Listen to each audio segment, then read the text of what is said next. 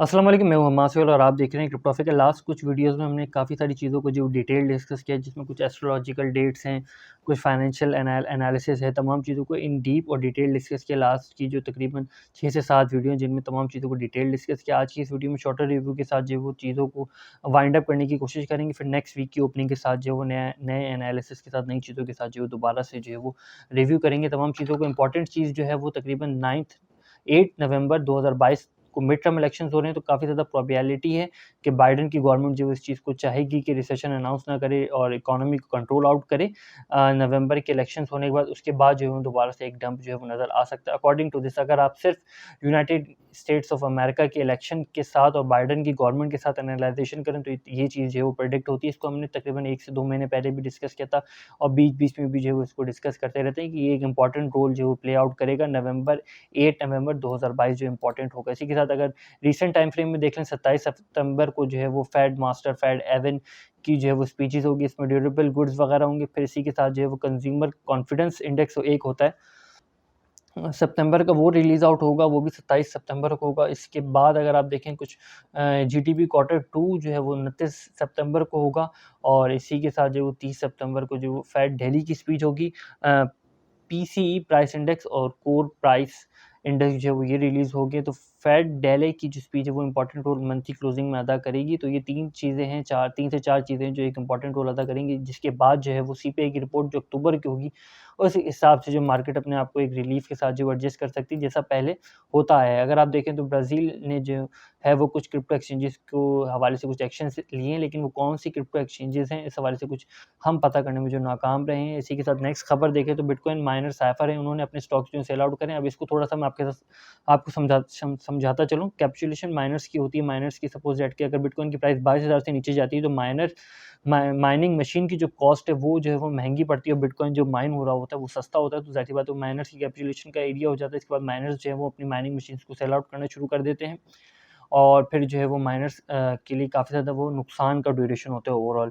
जिसके बाद काफ़ी ज़्यादा ये चीज़ें प्रेडिक्ट की जाती हैं ऑन चेन एनालिसिस से रिलेटेड, जिसमें जो है वो NUPL, ribbon, Bitcoin power law corridor हो गया, 200, 300 मूविंग एवरेजेस हो गए, डिफरेंट ऑन चेन एनालिसिस के जो इंडिकेटर होते उससे जो है तमाम चीज़ें प्रेडिक्ट की जाती हैं कि बिटकॉइन जो है वो वहाँ से रिकवरी लेगा। ऑल्दो कि लास्ट टाइम जो है वो जुलाई से जो बिटकॉइन ने रिकवरी ली 17,000 से, लेकिन ये तमाम चीज़ें कोरिलेटेड थी एस&पी 500 इंडेक्स और नैस्डैक के साथ। अगर एस&पी 500 इंडेक्स और नैस्डैक क्लोजिंग रिकवरी नहीं रहता, रिलीफ नहीं रहता, तो ये ऑन चेन इंडिकेटर जो है उस तरीके से काम करते हुए नज़र नहीं आते। लेकिन अगर आप लार्जर टाइम फ्रेम में देखें, जो वीकली में देखें, तो ये इंडिकेटर इस वक़्त तक जो है वो काम कर रहे हैं। ऑल्दो कि 300 मूविंग एवरेज से बिटकॉइन अगर नीचे आता है, 300 मूविंग एवरेज को भी जो है अगर ब्रेकआउट कर देता है, तो फिर जो है वो ऑन चेन एनालिसिस के इंडिकेटर्स जो है वो आपको कुछ दिनों तक जो फिजिबल नज़र नहीं आएँगे, जब तक दोबारा से जो बिटकॉइन 300 मूविंग एवरेज की रेंज में जो है वो नहीं आ जाता वीकली टाइम फ्रेम की। ऑल्दो कि अगर इसमें कुछ चीज़ें गलत हैं तो आप कमेंट में ज़रूर मेंशन कीजिएगा, अपना इनपुट जो है वो कमेंट में ज़रूर मेंशन कीजिएगा, ताकि नेक्स्ट वीडियो में हम तमाम चीज़ों को जो है वो आपके साथ रिव्यू कर सकें। फेड की जो इंटरेस्ट रेट की नेक्स्ट अनाउंसमेंट है वो तकरीबन 5 हफ्ते बाद है। इससे पहले जो सीपीआई की रिपोर्ट और फेड की जो एफओएमसी की मीटिंग के मिनट्स होते हैं, जो कि सितंबर की मीटिंग के मिनट्स होंगे, जिसमें बताया जाता है कि नेक्स्ट 5 हफ्ते बाद जो है वो इंटरेस्ट रेट कितना हाई किया जाएगा, उसका इम्पैक्ट जो है वो हमें नज़र आएगा। ऑल्दो कि इस वक्त की जो करंट इम्पैक्ट है वो 2 ही हैं और साथ में जो मिड टर्म इलेक्शन है, इसी के साथ ऑप्शंस की जो एक्सपायरी होती है, इसको आप रिव्यू कर लीजिएगा इसी वेबसाइट पे जाकर, तो आपको एक अच्छा खासा अंदाज़ा हो जाएगा। इस चीज़ को हमने डिटेल डिस्कस किया था। कुछ चीज़ें मैं आपके साथ शेयर करता हूँ। मंथली क्लोजिंग 5 दिन और 5 घंटे के बाद है और वीकली क्लोजिंग जो है वो बिटकॉइन की यहाँ पर आप देख सकते हैं 4 घंटे 3 दिन बाद है। तो उसको मैं आपके साथ शेयर करता चलूँ, साथ में मैं आपके साथ कुछ और चीज़ें जो शेयर करता चलूँ। सिंपली आप 4 ऐश लिखेंगे तो 4 आवर में ही ओपन कर देता है ट्रेडिंग व्यू, तो आपकी काफ़ी ज़्यादा हेल्प हो जाएगी। आपको जो है उस तरीके से देखना नहीं पड़ेगा। ज़रा-सा आप देख लेते हैं सीएमई फ्यूचर्स की क्लोजिंग के साथ, ठीक है। सीएमई फ्यूचर्स क्लोज़ है तकरीबन 2 घंटे 3 मिनट बाद ओपन हो जाएगा। बिटकॉइन की जो वीकली क्लोजिंग है, वो तकरीबन 4 घंटे के बाद है, ठीक है। तो यहाँ पर मैं शेयर करता चलूँ 18,815 के राउंड अबाउट जो है वो ये 18,747 के राउंड अबाउट जो है वो ये क्लोजिंग हुई थी सेमी फ्यूचर्स की और बिटकॉइन जो है वो तकरीबन 1-2 घंटे पहले जो है वो बिटकॉइन हमें नज़र आता है 18,900 के राउंड अबाउट। मीन्स दैट के बिटकॉइन जो है वो अपनी सीएमई की फ्यूचर्स की क्लोजिंग के जो पास आता हुआ हमें नज़र आ रहा है।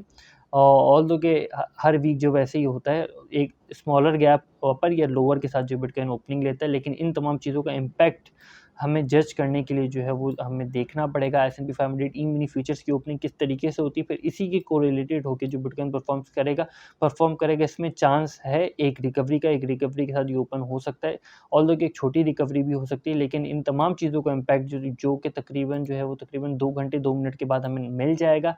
इन तमाम चीज़ों का इम्पैक्ट ही हमें जज करने में मदद करेगा 17 घंटे 32 मिनट बाद जब मेजर इंडिसेस ओपन होंगे, जब हाई वॉल्यूमेट्रिक एंट्री होती है, तो ऑल्दो कि हम तब तक जो जज कर चुके होंगे इन तमाम जो S&P 500 ई-मिनी फ्यूचर्स की वेरिएशन है। लेकिन आप इस चीज़ को ज़रूर याद रखिएगा कि S&P 500 ई-मिनी फ्यूचर्स की जो वेरिएशन है वो भी जो है वो फिर यहाँ पर आप देख सकते हैं 3743 पे जो उसकी क्लोजिंग है।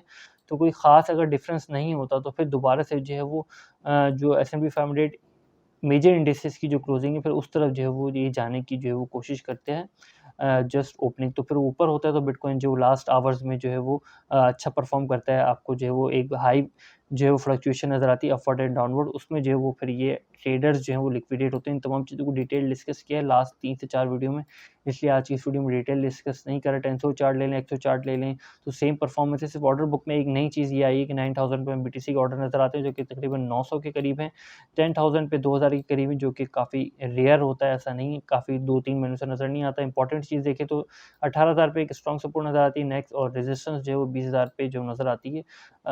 नेक्स्ट आप देख लें तो 300 मूविंग एवरेज जो है वो एक अच्छा परफॉर्मेंस दिखा रहा है बिटकॉइन के लिए वीकली टाइम फ्रेम में, और एक अच्छी रेजिस्टेंस जो है वो साबित हो रहा है बिटकॉइन के लिए। ऑल्दो कि इस वक्त तक की अपडेट, आपके इन तमाम अपडेट्स में जो भी इनपुट हो कमेंट में ज़रूर मेंशन कीजिएगा। फिर वक्त तक के लिए इतना ही। इस फ़िक्र को अपनी दुआ में याद रखिएगा। खुदा हाफ़िज़, नासिर फ़ी अमानिल्लाह।